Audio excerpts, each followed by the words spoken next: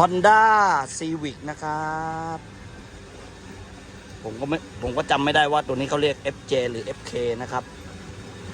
เวลาเดินหน้าถอยหลังแล้วเสียงดังสนั่นหวั่นไหวเลยนะครับเป็นอาการแรกของมอเตอร์จะพังนะครับตอนนี้เสร็จเรียบร้อยแล้วนะครับเรียบร้อย